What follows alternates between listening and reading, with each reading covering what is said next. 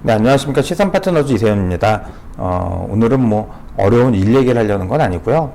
저희가 현장에서 경험했던 그 3, 4월에 조금 아쉬웠던 이야기를 좀 해보려고 합니다. 그래서 제목을 저희가 뭐 요즘 최근에 다뤘던 연구소, 벤처, 자금, 뭐 재무 이런 얘기는 아니고요. 소통할 준비가 되셨습니까? 라고 정했습니다.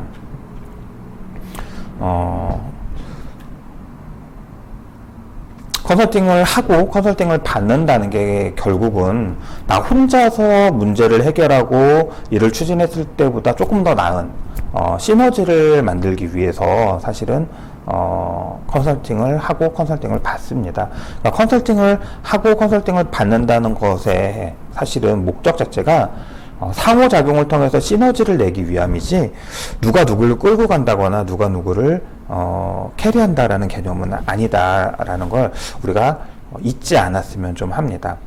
우리가 손바닥도 마주쳐야 소리가 난다고 하죠. 근데 여기서 손바닥이 마주치기 제일 어려운 게 뭐냐면요. 사실은 상호 비대칭입니다.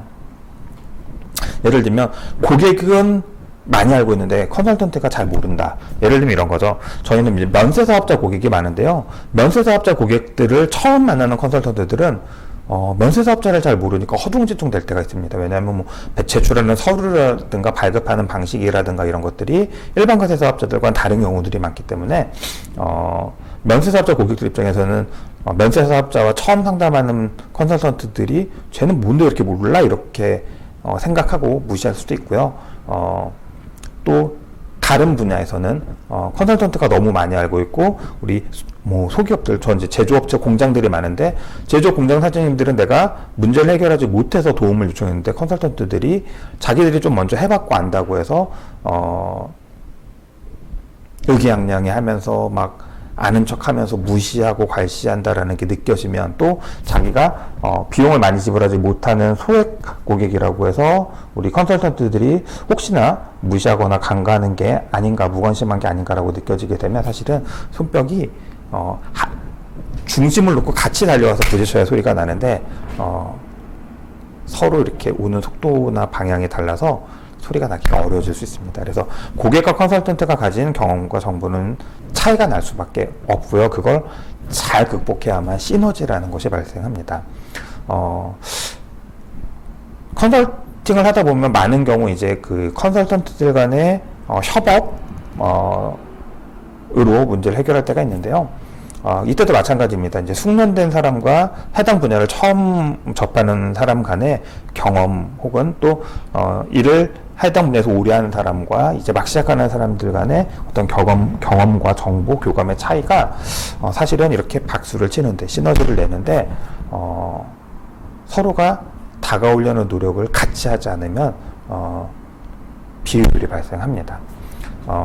쟤는 왜 이렇게 몰라? 라고 생각하는 순간 선배들이, 시니어들이 주니어들을 독려하지 못해요. 그러면 프로젝트의 속도가 굉장히 떨어지고 성과가 도출되지 않을 확률이 많습니다. 그렇게 되면 당연히 클라이언트들의 불신이나 불만이 쌓일 수밖에 없겠죠. 그러면 관계와 교감이 끊어질 수밖에 없습니다. 사실은 손바닥 크기나 모양이 비슷했을 때 소리가 이렇게 크게 납니다. 서로가 가진 경험과 정보가 다를 때 우리는 가끔 부끄럽고 창피해서 일을 숨기려고 할 때가 있는데요. 사실은 그렇게 되면 결과적으로는 문제 해결에 도움이 되지 않고 시너지라는 우리가 상호작용의 목적을 상실하는 일들이 많이 생기기 때문에 고객과 컨설턴트가 혹은 시니어와 주니어가 서로가 가진 경험과 정보가 다르다는 게 너무 당연한 거기 때문에 이를 숨기지 말고 솔직히 표출해서 각자가 갖고 있는 것을 통해서 더 나은 방법을 찾기 위한 연습, 장치, 시간이 이제는 좀 필요하지 않을까 생각이 듭니다. 여기서 이제 우리는 주의해야 될 게 있습니다. 컨설팅은 오로지 상담을 의뢰한 고객을 중심으로 사고하고 진행되어야 한다라는 것입니다.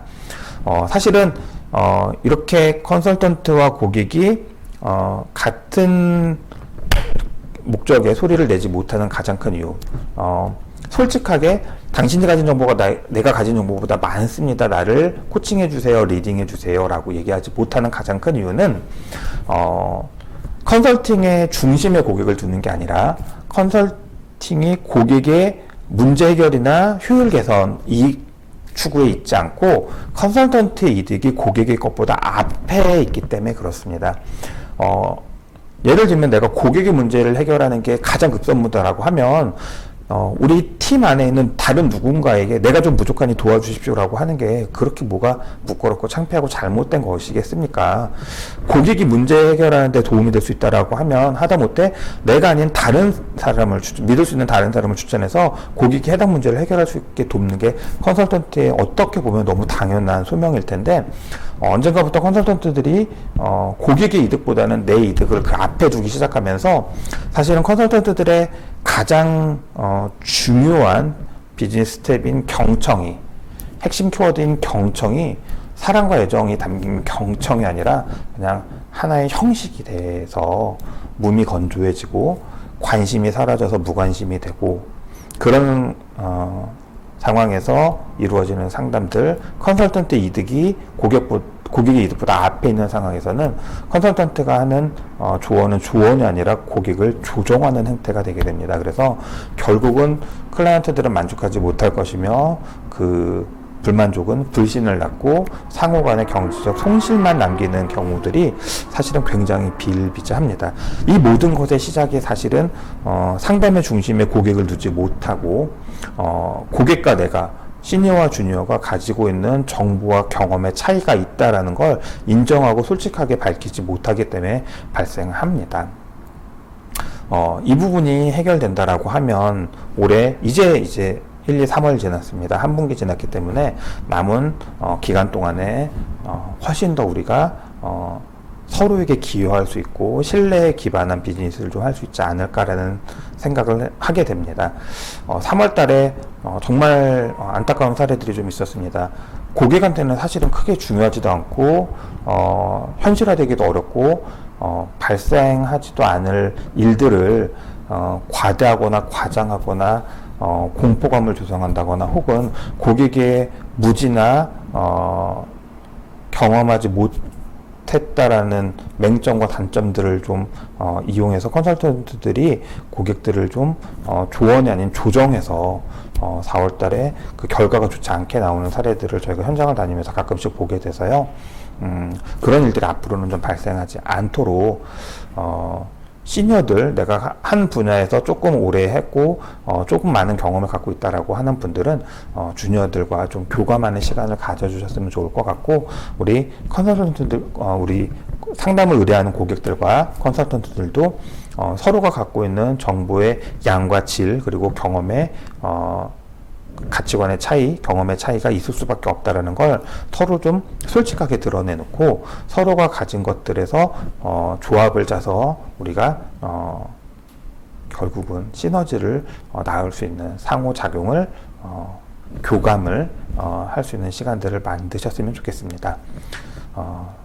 지금까지 시선 파트너즈 이세현이었고요. 오늘은 잔소리처럼 영상을 하나 남겼습니다. 감사합니다.